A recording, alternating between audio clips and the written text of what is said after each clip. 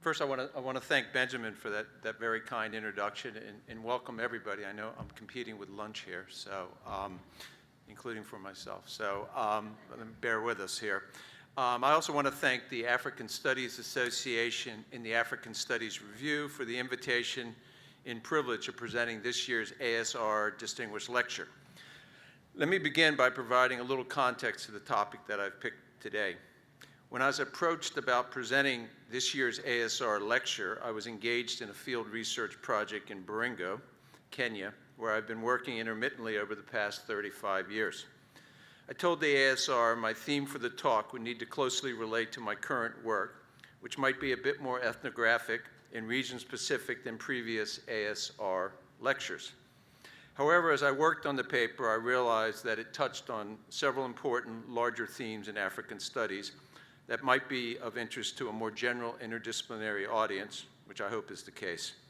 The other underlying lesson for this for younger Africanists is don't throw anything away and always have your photos and so on ready, because you'll see some rather old photos that date me quite a bit from my early work. So I've written this paper because it's going to eventually, I think, be published with revisions probably in the African Studies Review. So to keep the timing going, I'm going to predominantly read on script.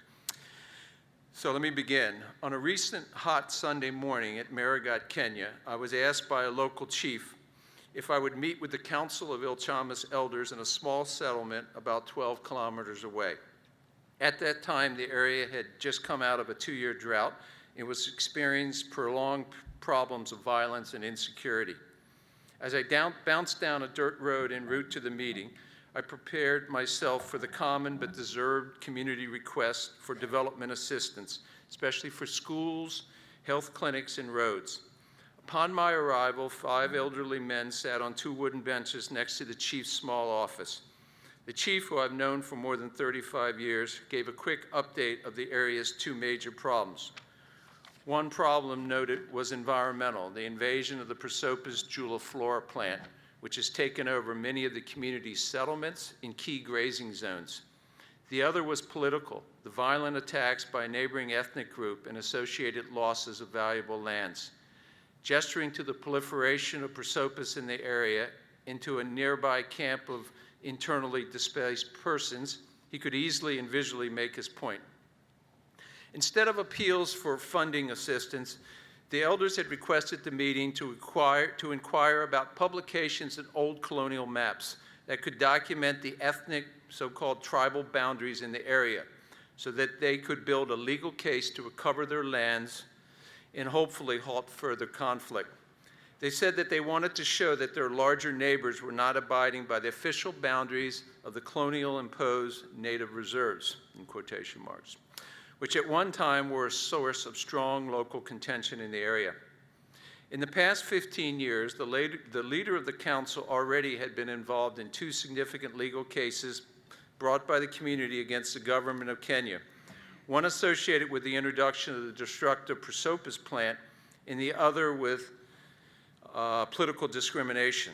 The distinguished individual seemed aware that the Prosopis invasion and the violent attacks and associated land loss were intricately related. To place this recent encounter in historical context, it is important to note that environmental issues, especially concerns about soil erosion, overgrazing, and desertification, were fixations of British colonial officers throughout the dry areas of sub-Saharan Africa. In the colony of Kenya, Baringo was ground zero for negative depictions of environmental degradation and assumed African complicity, and for pilot schemes of environmental rehabilitation. Early accounts referred to the area as an overgrazing endpoint and an ecological emergency area. Adverse descriptions like these empower officials to intervene in local livelihoods, often through draconian measures such as population resettlement and forced labor for conservation schemes, a common theme in colonial environmental histories throughout Eastern and Southern Africa. Many of these narratives, often backed up by dubious Western science, endure into the post-colonial era. One with special relevance for this paper is desertification, the idea that human agency and mismanagement is advancing the desert across wide landscapes. Desertification is an extraordinarily difficult concept to define. What often is called man-made desertification has more to do with natural factors such as the heterogeneous nature of dry landscapes and the uneven pattern of rainfall, as well as misplaced policies. The assumed reality of desertification by national governments and international bodies spurred and continues to instigate a complex set of environmental experiments in East Africa, including using Il Chamas as a pilot desertification control site by the United Nations Environmental Program. In terms of interventions, the introduction of the invasive plant species Prosopis juliflora was the boldest and most pernicious attempt at curbing desertification in northern Kenya. One will note that the theme of Africa as a laboratory for Western science and practice has a long and tragic history, but still persists today with development experiments, biomedical testing, and I will suggest environmental experiments. This paper uses the example of a forestry project based on the introduction of Prosopis, often called mesquite in North America, to explore wider issues of significance to African studies, including the hegemony of Western science, human rights, political violence, and growing contestations over land.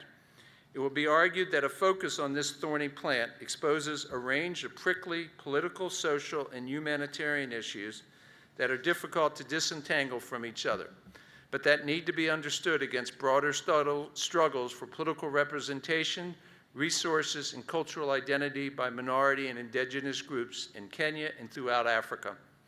By drawing on my own long-term research in the area, the paper employs ethnographic, archival, and visual materials that demonstrate the broad regional and national political ramifications of what was initially conceived as a non-political intervention at greening the environment. An unknowing witness. Let me start here by providing a very brief overview of the Il Chamas community, a Mau or Maasai-speaking group of about 40,000, where the Prosopis tree was introduced in the 1980s. The history and ethnography of Il Chamas are documented and detailed by David Anderson, Michael Odiambo, and myself. I will not attempt to summarize these materials here, but only to note that for a relatively small group, they have a complicated age and clan system and a long-standing dependence on government assistance for resolving inter-ethnic conflict, both colonial and post-colonial. Concerns about environmental degradation took on momentum in the post-colonial period in Kenya. As part of a national effort to combat desertification and improve the management of fuelwood, the United Nations Food and Agriculture Organization, FAO, in partnership with the Forestry Department of Kenya, initiated the Fuelwood Afforestation Extension Project in 1982 with sites in rangeland areas of Turkana, Garissa, and Baringo counties, Kenya. Because of its ability to grow fast and withstand arid conditions, the Prosopis tree was the main species promoted. In lowland Baringo, tree planting did not begin until 1983 and 1984. The World Food Program made available food to employ about 1,000 workers on a food-for-work basis for tree planting. Unwittingly, local laborers were planting a tree that would eventually wreak havoc on their own livelihoods and the area's ecology. The planting of Prosopis at the time was not considered controversial, although there was evidence from Sudan and Ethiopia around the same time of its potential harm to environments if it spread widely.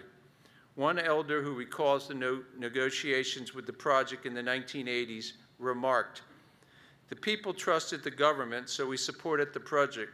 When the government brings a project, you do not expect it to bring you harm." As a plant, Prosopis not only grows fast and tolerates arid conditions, but it also fixes deep root systems that compete for water with indigenous trees and grasses, as well as sheds leaves and pods that are unpalatable to livestock without extensive processing. Between 1984 and 1999, I visited the Il Chamas area on 6 different occasions for periods up to 4 to 5 weeks. When I first returned in summer 1984 after my dissertation, many of the pilot plots had just been planted or were in the process of being planted. For the next 3 years, the project was perceived as a success and was renewed for another 3 years in 1986.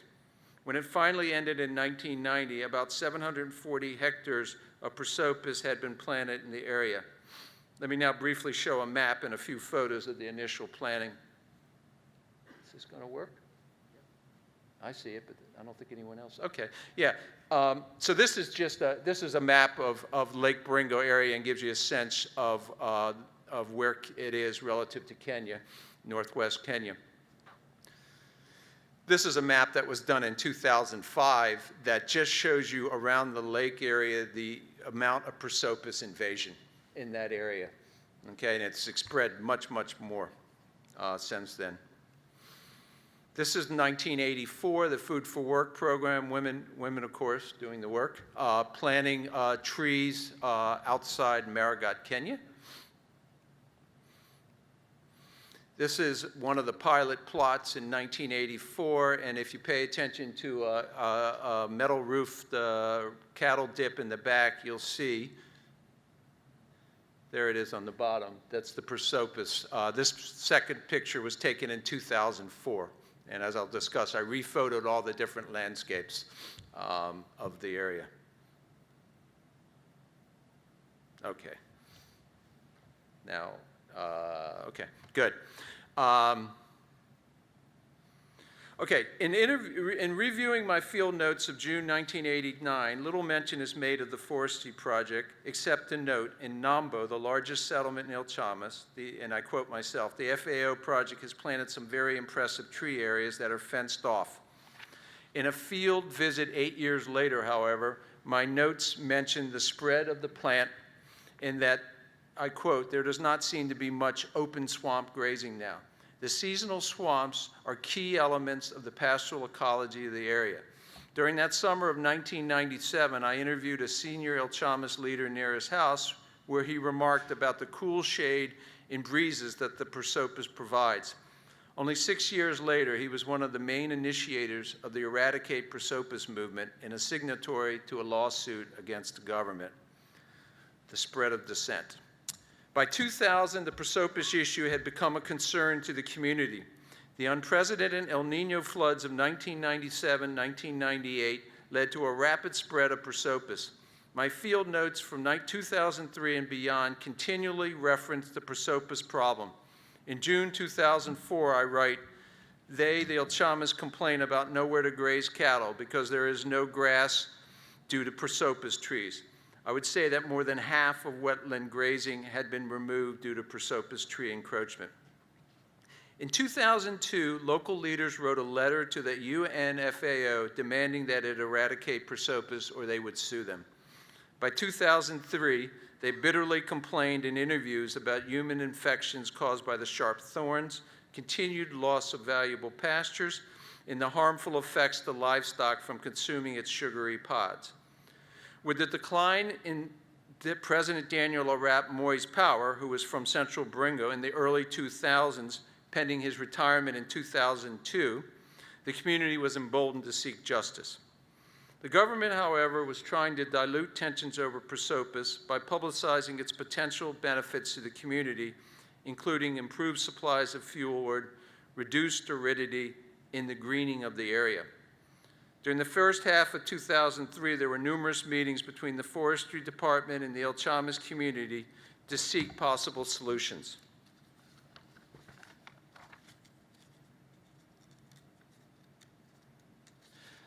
To document the many visual changes in the area, I took photos in 2004, not to take photos of the prosopis landscape, it just kind of popped in. I took photos of the same landscapes and structures that I had photographed 20+ years earlier. What was clearly evident from the photographs was the effect of prosopis on the environment. Photos taken later on in 2007, 2008, and in 2017 to 2018 show that ecological damage continued unabated. The community also had experienced massive river and lake flooding at least 4 times since 2002, with the spread of prosopis partially to blame. What had once been an open landscape with patches of acacia trees was now a mass of gnarly, bushy trees subject to damaging floods and of little utility for a livestock-based economy. As will be discussed below, the photos showing pre- and post-Prosopis landscapes were of great interest to community leaders in their legal struggles for justice. Here are the before and after photos. So this is just a landscape. Now I'm dating myself from my dissertation, 1981, a grazing area. This is the same general area, 2004. Okay, and you can tell with the mountains that it's the same area with the Prosopis. There's another 1980, and that's the swamp there in the background, which is a highly productive grazing area. Another shot of it. And there's an El Chamas herder in 1980, standing out in the wet season with his animals. And this is the same general area in 2004. And you can see a little person way in the back on a bicycle going down that road to give you a sense of how much it had overgrown. This is a shop in the little center of Nambo. This is the extreme dry season, the drought of 1980, so it is dry. And then this is the same shop. Okay, so you can see it's taken over even the business. And this is from 2004. This is not from 2018. So this is 2017, a flooded out area of roads covered by Prosopis. And this is the main road to Nambo that's been kind of encroached on 2017 by the Prosopis. Okay. Okay, we will sue. In 2003, it was ruled that FAO, as a UN organization, had diplomatic immunity and therefore could not be subject to a lawsuit. In a testimony to the government's National Environmental Management Authority, NEMA, the FAO deputy representative at the time claimed that they worked at the invitation of the Kenya government. I quote, FAO never engages in a project that is not requested by member governments. In this case, the Prosopis project was requested by the Kenya government, and all that we did was channel the project's finances to Kenya from the Australian government. The consensus after this response was that the community had to take the government to court to resolve the Prosopis problem. By 2004, the government was increasingly aware that the community might seek legal action, and thus it began to finance studies and workshops about how the Prosopis problem could be resolved. Accusations were flying around as to who was responsible for introducing the invasive plant, with the government avoiding blame. In fact, they even went back to the 1930s, blaming some of the colonial grazing schemes. And who should be responsible for dealing with it, including any financial compensation to the community. The government, with support from FAO and other donor agencies, embarked on a multi-year initiative to identify ways to manage the tree for the benefit of the community and the environment. In 2004, the community sought legal counsel from the only El Chamas lawyer in Kenya. A formal complaint was first taken to the government's, to NEMA, the Environmental Regulatory Agency. The goal was to demonstrate the toxic nature of the plant and its negative impacts, as well as to provide the groundwork for a legal case against the state if it became necessary.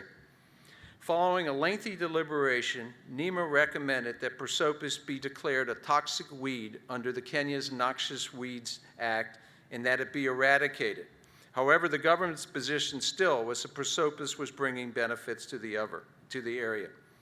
The government did not implement the actions recommended by NEMA, leaving the community with few options but to sue. With the support of a non-government organization, NGO, the El Chamas lawyer and his firm formally brought the case against the state in early 2006. It sought several actions from the government, including acknowledgement that the government was responsible for the harm done to the community, for eradicating the plant, and for compensating the community for damages. During an interview in 2005, the senior El Chamas chief requested copies of my photos for the case, which I obliged. Later that year, I also copied the photos for another signatory to the case, in this instance, an El Chamas graduate student who was to serve as an expert witness, and there were many more photos than what I've shown. The subsequent judicial hearings became national and international news as the country's second smallest ethnic group took on a government that only 4 years earlier was forcefully led by the area's elected MP, President Moi. The prosopis issue became so hot that the National Parliament debated it for 2 days in July 2006 and declared that the government would make available 3 billion Kenya shillings, US 46 million, to rectify the problem. One BBC story at the time, British Broadcasting Company story at the time, described how, I quote, when the plant was introduced to Kenya 20 years ago, it was supposed to stop the deserts in their track. But 20 years later, it became a nightmare for residents of Kenya's drylands. Dressed in their customary red cloaks and elaborate beaded jewelry, many Ilchamas from Baringo attended the Nairobi court hearings. One day, a toothless goat was brought to court to show how consumption of prosopis pods had damaged their livestock. The national and international media were drawn to the case, especially the spectacle of a toothless day in court. One Kenyan news surface stated that, I quote, standing before 3 distinguished judges in court yesterday was a toothless goat, said to be a victim of a weed gone berserk. Its owners braved a 4-hour dawn chill covering more than 300 kilometers from Baringo to Nairobi to present the unusual exhibit in court. At play in accounts like this was a tongue-in-cheek mocking of Ilchamas culture with its toothless goats and customary dress. When I asked an educated Ilchamas leader about some of the comical portrayals in the press, including editorial cartoons about the goat in court, the individual remarked, the goat in court has been good because it gives publicity to the court case. So here's just a media photo of the infamous court, the woman in the back with the toothless, and there's the headlines, toothless goat in court in case over harmful weed. Okay, in their complaint to the court, the legal team argued that the government had violated international human rights and environmental laws by denying the community the right to live in a healthy environment and by spoiling the area's biodiversity.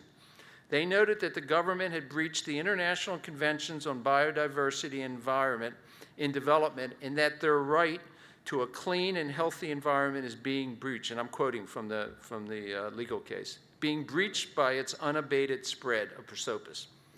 In the words of legal anthropologist Michael Odhiambo, the execution by the Ilchamas that linked the negative effects of prosopis on the environment to breaches of the constitutionally guaranteed rights to life and property, as well as the fundamental principles of environmental law and international conventions.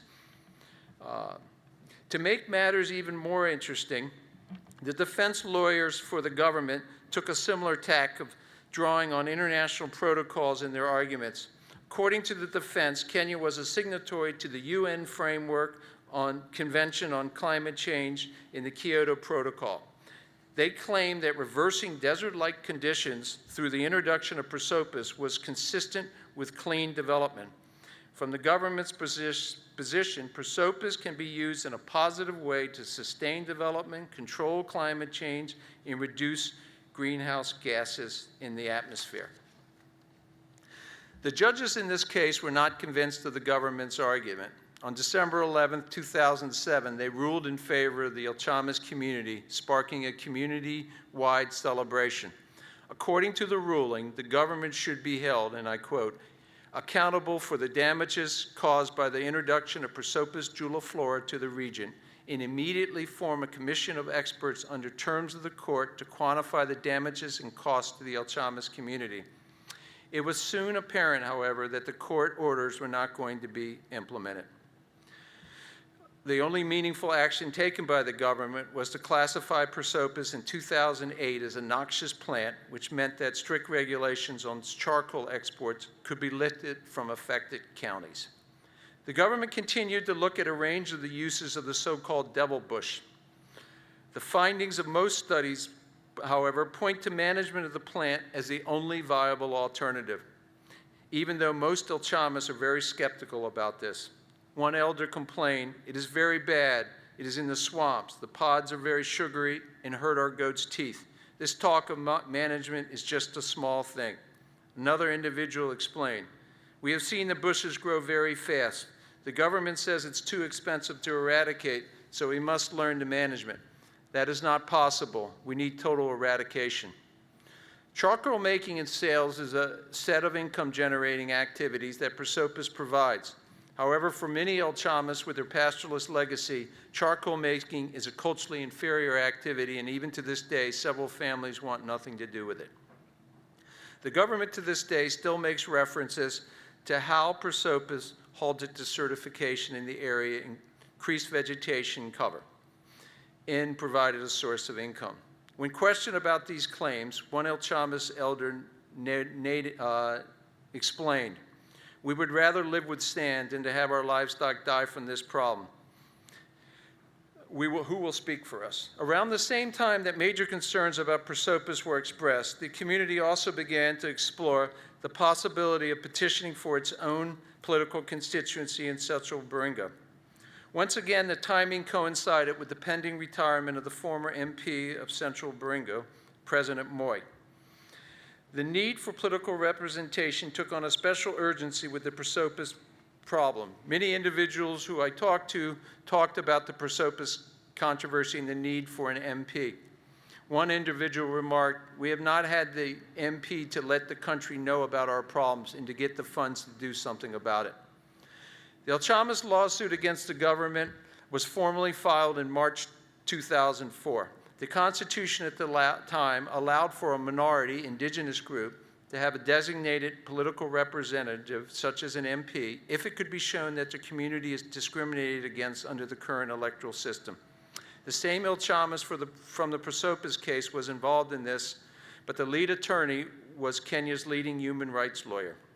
The legal team argued that the El Chamas should be granted an autonomous political constituency to elect their own MP or be designated an MP under the Constitution. Despite political pressure, the judges ruled in favor of the El Chamas petition and directed the elected commission of Kenya to allocate the El Chamas its own political constituency when new ones are created in the future. Once again, national and international media covered the court case with the headlines of one BBC news story noting, "Nomads win historic ruling." And here's just a couple photos from the celebration. This you can see in February 2000, the El Chamas Thanksgiving Day, and then again another photo taken in 2007. So similar to the prosopis case, this judicial ruling also was never implemented. And even when new political constituencies were created, the community was not allocated one. To quote one Kenyan journalist, "The quest for justice for the minority El Chamas community in Baringa seems to be a pipe dream, as two landmark rulings in their favor are yet to be implemented." When interviewed at his Nairobi office after positive rulings, the El Chamas lawyer lamented, "In Kenya, it is one thing to win a ruling and another to actually get something done. We won in theory, but in practice, still no commission or constituency has been formed. We are a marginal group, and no one listens to us, even when we win our cases." Beyond the Nairobi courts and legal grievances, conflict and insecurity in the Baringa region increasingly occupied the attention of the community. And these problems are not unrelated to the legal struggles of El Chamas. Livestock raiding had always been an issue in Baringa, as it is throughout the region, but it reached a new level in 2005 when 12 El Chamas were killed and more than 2,000 cattle taken in one attack. This was a tipping point for insecurity in the area. The scale of the attack was unprecedented, as was the occupation of El Chamas lands by neighbors. Many El Chamas leaders felt that it was not a coincidence that it happened soon after they bought a legal case for political representation. "Some powerful people do not want us to form our own constituency," said one community member. The prosopis problem has direct links to increased insecurity in the area. The best remaining prosopis-free pastures are now in the eastern rangelands of the area, bordering larger neighboring communities. Despite the insecurity of the border zone, it is where many herders must now move their animals to graze, which elevates the risk of attacks. I quote an interview here. "It is terrible, and we need our own representative to protect us. We need to stop the encroachment, and this will only happen if we have support of government and a representative. If we do not put a stop to the insecurity, we'll continue to lose our land, and pastoralism will be finished. But if we can have an MP, we can stop the Kalenjin Pokat from taking our areas and killing our people. We can also get action on the prosopis problem." Deadly conflicts between El Chamas and its neighbors have occurred in almost every year since 2008.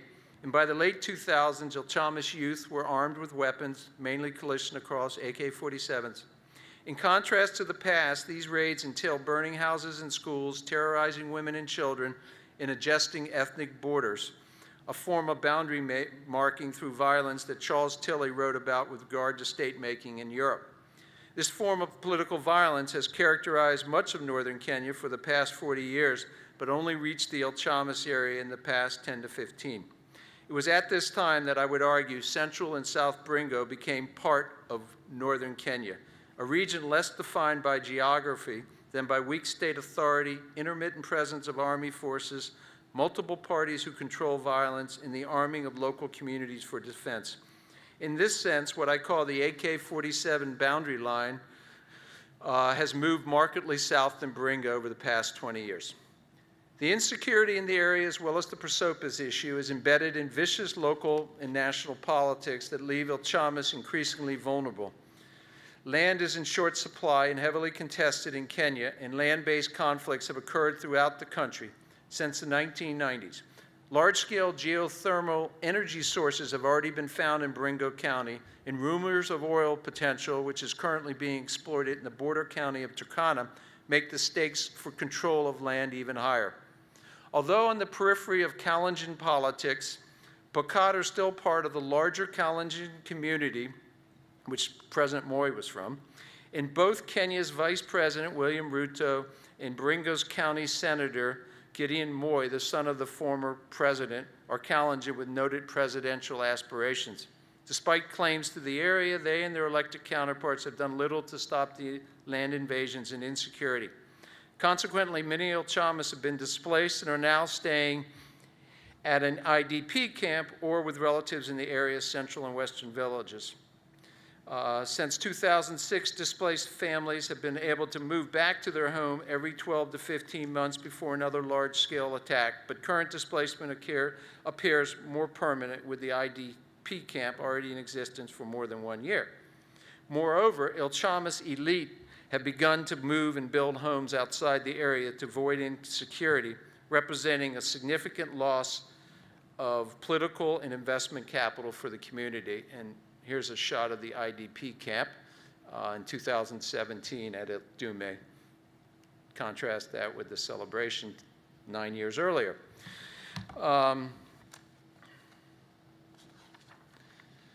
Heightened inequality and poverty. The two legal cases have amplified the glaring inequality in the area and in Kenya generally, which has one of the highest levels of inequality on the continent.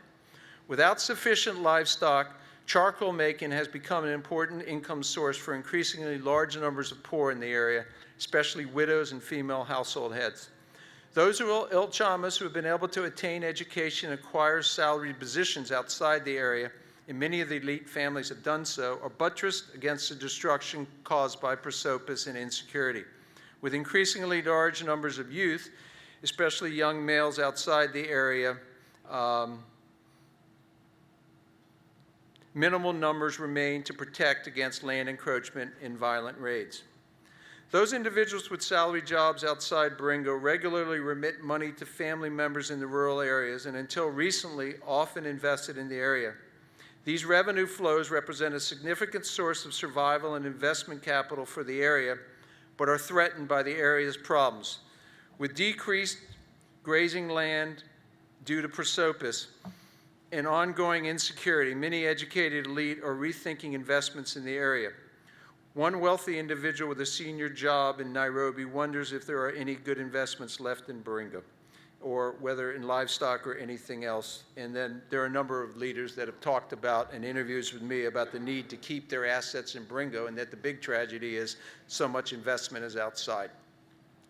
Although many El Chamas are investing in real estate, already many El Chamas are investing in real estate in Marigot Town and in neighboring Nakuru district, where land prices increased by more than 12% per year during 2012-2017. A pattern not unusual in urbanized areas of Kenya. Those elite families with land and investments outside Baringo believe economic opportunities are better and more secure. This troubling trend also exposes the widening socioeconomic gap between rural El Chamas and those living outside in or near large cities. When asked about this pattern, one elder complained to me that there are many educated in Nairobi, but the educated are not helping the community. Those people in Nairobi are disconnected from the community. This increased disconnect between rural northern Kenya and urban Kenya does not bode well for possible political gains in the future, since those urban El Chamas educated have the most political capital and connections. Thus, along with problems that have been identified, prosopis and insecurity also may be contributing to increased divisions along class and rural dimensions. Even the Nairobi-based lawyer, who was the lead attorney in both cases, has fallen out of favor with his own community. At an elaborate ceremony in 2007, he was awarded special elder status for his legal work. But in August 2016, he was publicly cursed by many of the same elders, an event that also was widely reported in the local media. It was noted that the community feels swindled by their own lawyers who took advantage of their illiteracy and sought payments from himself. One prominent elder complained to me that the system is corrupt. We had two rulings, the constituency and prosopis ruling. What happened with the money? The prosopis and political constituency cases has sparked the political ambitions of several El Chamas elite, including the El Chamas lawyer, who view the creation of a political constituency as an opportunity to be an MP. To be elected or appointed to political office in Kenya, including at the county level under the new 2010 Constitution, comes with extremely lucrative economic benefits, including exceptionally high salaries and living allowances that, according to one estimate, make elected officials in Kenya among the highest paid in the world, measured as a percentage of the country's gross domestic product. The positions also come with the capacity to reward clients and supportive communities with jobs and development projects.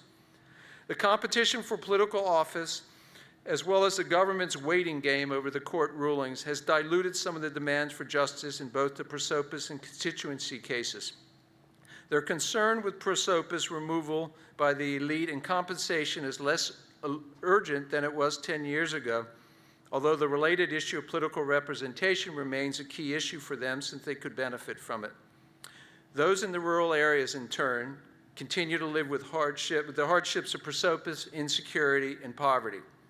Conclusions. The introduction of a thorny, quick-growing plant to combat perceived desertification instigated a plethora of problems and issues that echoed and continue to reverberate well beyond the small El Chamas community. Africa is full of development and environmental experiments that disguise the politics and potential violence behind technical interventions, a point that James Ferguson made more than 25 years ago. As Peluso and Watts have shown, political interventions under the guise of green environment and conservation goals have a record of violence and dispossession around the world. In Africa, they've been associated with militaristic anti-poaching units, green land grabbing on an enormous scale, green energy projects that displace large numbers of families, and wildlife conservation areas that criminalize herders and farmers on their own customary lands. All of these symptoms are found in northern Kenya and increasingly alienate the region from the rest of the country. In the El Chamas case, the original intentions of a forestry project may not have been political, unless you think the settlement of pastoralists is a political question, because that was also underlying it. I won't go into it. But it has since been imbricated with power struggles and violence. The government's unwillingness to deal with prosopis and insecurity problems in a sustained manner reflect larger political agendas.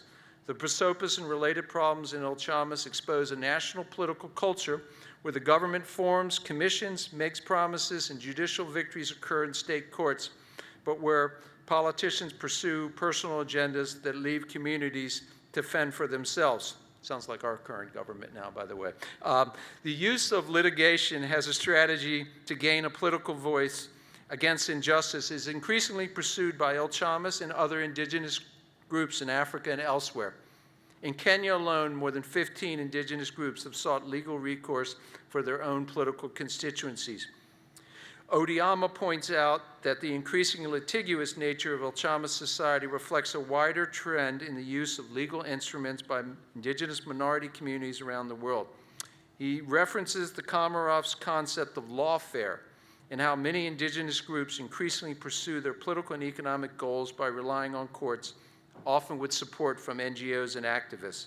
The use of lawfare by El Chamas as a political tactic provides a glimmer of hope and purpose for the community, although the strategy so far has failed against prevailing political and economic interests. In the Kenyan context, courtroom victories and sympathetic journalists and activists have not translated into meaningful responses for minority indigenous groups. Finally, the frequently heard narrative of Africa rising mainly captures urban areas in this case, and as this paper suggests, highlights the increasingly wide differences between rural and urban Kenya associated with increased inequality and discontent. This is especially the case for those who have benefited little from the economic and urban growth that has taken place in Kenya, as well as in other parts of Africa. In the past, much innovative research in Africa focused on what has been called rural-urban linkages and the very strong social and economic linkages between town and country. The concept of African families with one foot in the rural sphere and one foot in the city, which described Kenya very well for much of the post-colonial period, I suggest seems less applicable today. As one salaried El Chamas worker in Nairobi boasted to me, 1 month's salary or payment from a real estate investment in town can buy the equivalent of 20 cows. So why do I need to invest in rural northern Kenya? Pushback in the form of armed banditry, violence, and political discontent from northern Kenya, as well as other dryland areas of eastern and western Africa, point to humanitarian and political stability factors for why investments and attention to these regions is warranted. Thank you.